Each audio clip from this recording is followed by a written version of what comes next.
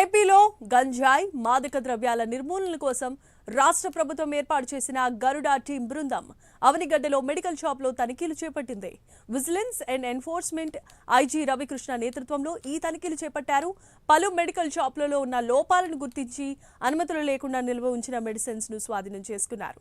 అవనిగడ్డలో Bhargava medical షాప్లో 55,000 రూపాయల విలువ గల మందులను స్వాధీనపరుచుకున్నట్లు ఐజీ రవికృష్ణ వివరాలు వెల్లడించారు. డాక్టర్ ప్రిస్క్రిప్షన్ లేకుండా మందులు విక్రయిస్తే కఠినమైన చర్యలు తీసుకుంటామని కూడా హెచ్చరించారు. మెడికల్ షాప్స్ మీద మెడికల్ ఏజెన్సీస్ మీద రావడం జరుగుతున్నాయి. సుమారుగా 100 టీమ్స్ దీంట్లో పాల్గొంటున్నాయి. డ్రగ్స్ కంట్రోల్ అడ్మినిస్ట్రేషన్, అదేవిధంగా ఈగల్, విఎన్డి, పోలీస్ అందరూ కూడా దాడుల్లో పాల్గొంటున్నారు.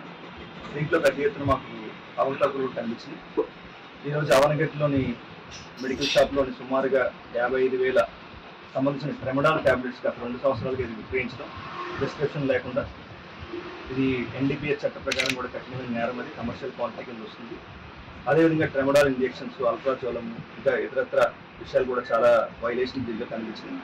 దీంట్లో విస్తృతంగా దర్యాప్తు చేసి ఎన్డీపీఎస్ చట్టం ప్రకారం కేసులు నమోదు చేయబోతున్నాం.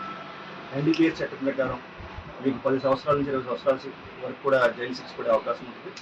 ఎటువంటి పరిస్థితుల్లో కూడా ప్రిస్క్రిప్షన్ లేకుండా ఏదైతే ఎన్ఆర్ఎక్స్ డ్రగ్స్ ఉంటాయో వాటిని విక్రయించొద్దని ప్రత్యేకంగా వాళ్ళందరూ కూడా మేము హెచ్చరికలు జారీ చేస్తున్నాం. అల్ట్రాజోలం కావచ్చు, ఇంజెక్షన్స్ కానీ ట్యాబ్లెట్స్ వల్ల చాలా మంది యువత నష్టపోతున్నారు.